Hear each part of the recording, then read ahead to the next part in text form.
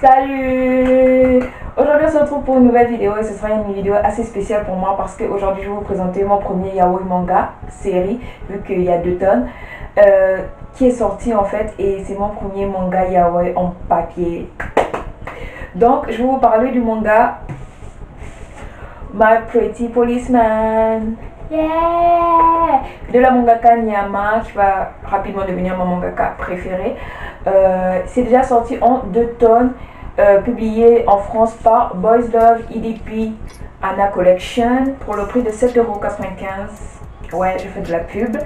Ça se classe dans le genre mature, roman, slice life, quotidien.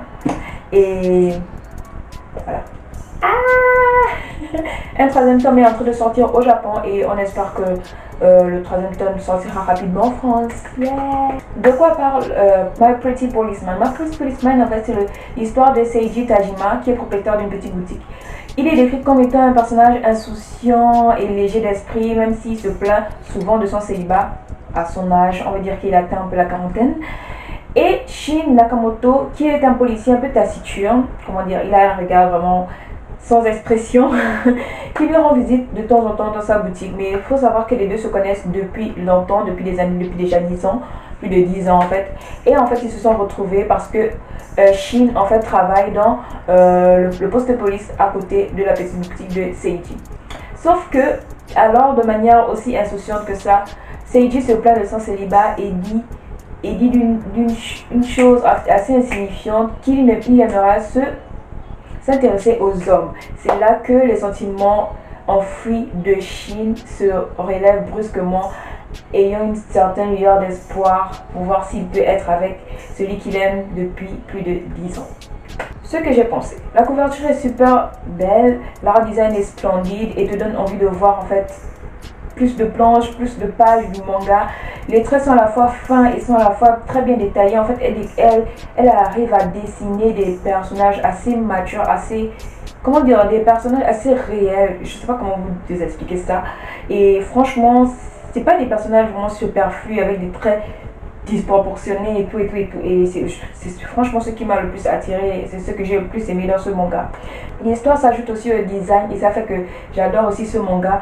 C'est un de mes meilleurs slice quotidiens. Bref, j'arrive pas à prononcer ça. Slice life. Parce qu'il y a une pointe de touche d'humour, il y a une pointe de touche de mignonnerie, il y a une pointe de touche d'amour. En fait, on peut ressentir chaque émotion, chaque sentiment émanant d'abord de Shin, qui a vécu son amour secret pendant 10 ans et franchement et revoit en fait finalement la personne qu'il aime.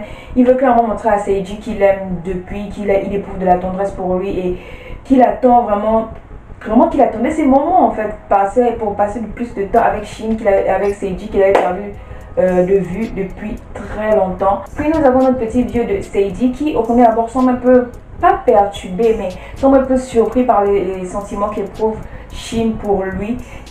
Mais après il va vite s'habituer à ça, il va vite il va vite se dire que voilà, Seiji que je connais depuis, Shin que je connais depuis même en fait, et franchement il va beaucoup réfléchir et pour lui ce sera en fait du nouveau et il va essayer de s'adapter, il va essayer de vraiment considérer les sentiments de Shin. En fait bref, pour lui ce sera vraiment un renouveau et tout, et il va essayer de communiquer, il va essayer en fait de passer du temps, de la cohésion avec Shin et je trouve ça trop mignon. Le temps nous montre en fait 2 personnages assez différents, que ce soit en âge, que ce soit en caractère, que ce soit en corpulence. En fait, il nous montre les différentes étapes de leur union avec une petite touche d'humour, de réalité sur certaines questions suite à leurs sentiments, de comment leur communication se joue et tout. Et je pense que les 2 tomes sont super bien organisés et super bien découpés. Tu sens une certaine évolution du tome 1 au tome 2 parce que le tome 1 c'est plus tu poses les bases et le tome 2 c'est plus la suite de leur histoire, de leur vie et tout. Et je trouvais ça franchement bien. J'aime la manière dont elle a amené Seiji qui est dans sa quarantaine, avec un corps pas aussi bien gaulé que celui de Shin, sa manière de penser sur sa relation et au sentiment de Shin. J'ai aussi aimé le Shin musclé qui ne vit et ne pense qu'à Seiji, mais qui réfléchit à ses actes et essaye de communiquer du mieux qu'il peut en fait avec celui qu'il aime.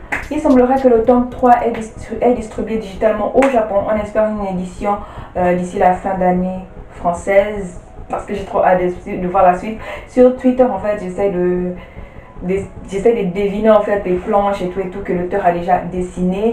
Vous pouvez avoir des informations sur Twitter, comme je l'ai dit, avec l'arrobase Niyama BL qui est le compte de l'auteur. Et n'oubliez pas de vous procurer les deux premiers tomes chez Boys Love IDP Anna Collection. Yeah! Je sais pas si vous voyez. Je sais pas.